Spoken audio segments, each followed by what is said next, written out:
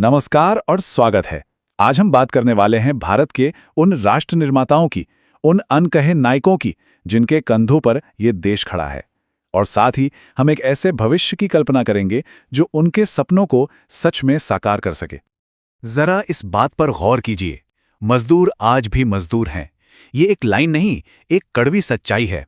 ये हमें सोचने पर मजबूर कर देती है कि आज़ादी के इतने सालों बाद भी जो सच में राष्ट्र का निर्माण करते हैं, उनकी हालत क्यों नहीं बदली। तो आज का हमारा सफर कैसा रहेगा? सबसे पहले हम जानेंगे राष्ट्र के इन अदृश्य निर्माताओं को, फिर हम उस व्यवस्था को समझेंगे जो उनकी इस हालत के लिए जिम्मेदार है। हम देखेंगे कि शहीदों का सपना कैसे टूटा, और फिर एक नई सुबह की ओर बढ़ेंगे जिसका नाम है प्रौथ। और अंत में हम देखेंगे कि इस बदलाव के आंदोलन से कैसे जुड़ा जा सकता है। तो चलिए शुरू करते हैं हमारे पहले हिस्से से। बात करते हैं उन अनदेखे हाथों की जो देश तो बनाते हैं पर खुद हमेशा नजरों से ओझल रहते हैं। याद है वो तस्वीरें? कोविड महामारी ने एक बहुत ही दर्दनाक सच हम सबके सामने लाकर रख दिया। लाखों प्रवासी मजदूरों की वो पीड़ा जो दशकों से हमारी व्यवस्था की दरारों में कहीं छिपी हुई थी, वो अचानक हमारी सड़कों पर आ गई थी। और जरा सोचिए, मजदूर का पसीना है कहाँ नहीं। जलती धूप में जो सड़कें बनती हैं, जिन अस्पतालों में हमारा इलाज होता है, जिन फैक्ट्रियों में देश का सामान बनता है, जो खेत हमें अनाज देते हैं, यहाँ तक कि हमारे घरों की ईंटें, हर जगह उनका ही तो पसीना है। और यही हमारी व्यवस्था का सबसे बड़ा विरोधाभास है।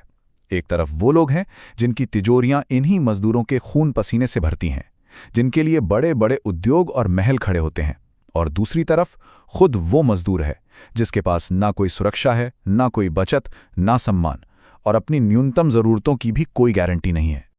तो ये जो अन्याय है, ये होता क्यों है? चलिए अब हम उस सिस्टम यानी उस व्यवस्था की परतों को खोलकर देखते हैं जो इस अन्याय को बनाए रखती है। सोचिए, जब सब कुछ बंद हो गया, लॉकडाउन लगा, तो जिन लोगों ने इन्हीं मजदूरों के दम पर अपनी तिजोरियां भरी थीं, उन्होंने सहानुभूति के दो शब्द तक नहीं कहे। सब चुप थे, सरकारें भी मौन थीं। ये संवेदनहीनता की इंतहा थी। और देखिए, ये कोई आज की समस्या नहीं है, ये एक ऐतिहासिक पैटर्न है। पिछले 2000 सालों का इतिहास उठा के देख लें तो राजनीति ने समाज को दिया क्या है? ज्यादातर भ्रष्टाचार, टकराव और अराजकता। मानवता का भला करने वाले सिस्टम बहुत कम दिखे हैं। और यहीं पर सबसे बड़ा सवाल उठता है, हमारे स्वतंत्रता सेनानियों का क्या हुआ? उनके सपनों का क्या हुआ? क्या आज की हकीकत उन सपनों के साथ एक धोखा नहीं है? एक बहुत ही तीखा सवाल है कि जब वोटों की बारी आती है तो इन्हीं मजदूरों को याद किया जाता है। उन्हें ट्रेनों में भरकर घर भेजा जाता है, कुछ पैसे दिए जाते हैं।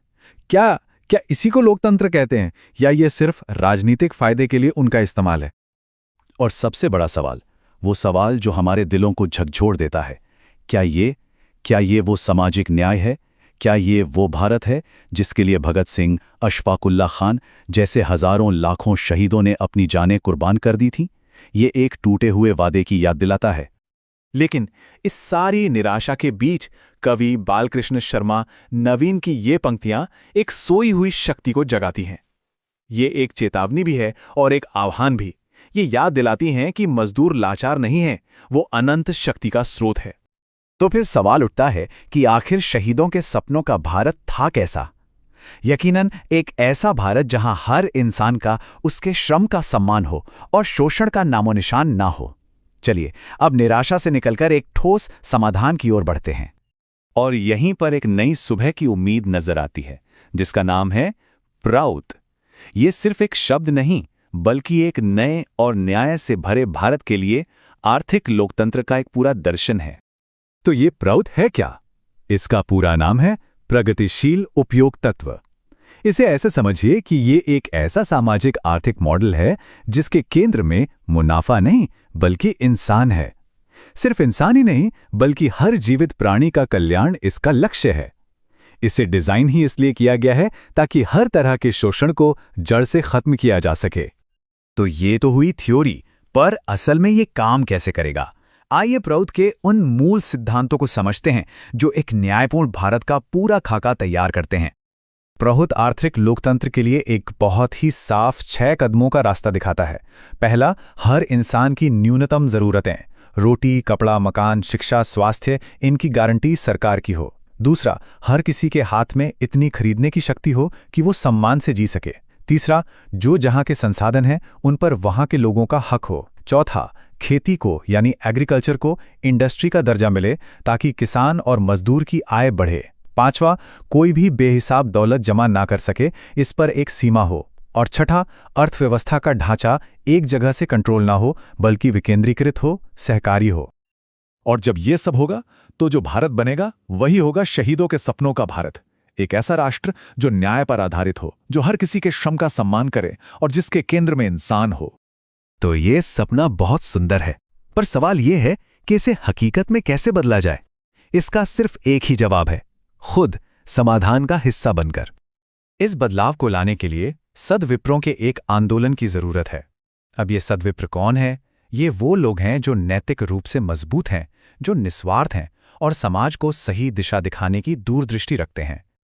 और अगर ये विचार, ये सोच आपको भी प्रेरित करती है तो आप सद्विप्र आंदोलन चैनल से जुड़ सकते हैं, उसे सब्सक्राइब कर सकते हैं, प्राउड के बारे में और जान सकते हैं, जो नवमानवतावाद पर आधारित एक स्वस्थ और सबको साथ लेकर चलने वाला दर्शन है। बदलाव की इस यात्रा में शामिल हो सकते हैं। और अंत में बस एक सवाल, एक ऐसा सवाल जो हम सबको खुद से पूछना चाहिए कि अगर सिर्फ मुनाफे के लिए एक पूरा का पूरा सिस्टम डिजाइन किया जा सकता है, तो क्या लोगों की भलाई के लिए, इंसानियत के लिए एक नया और बेहतर सिस्टम डिजाइन नहीं किया जा सकता? इस पे सोचिएगा जरूर।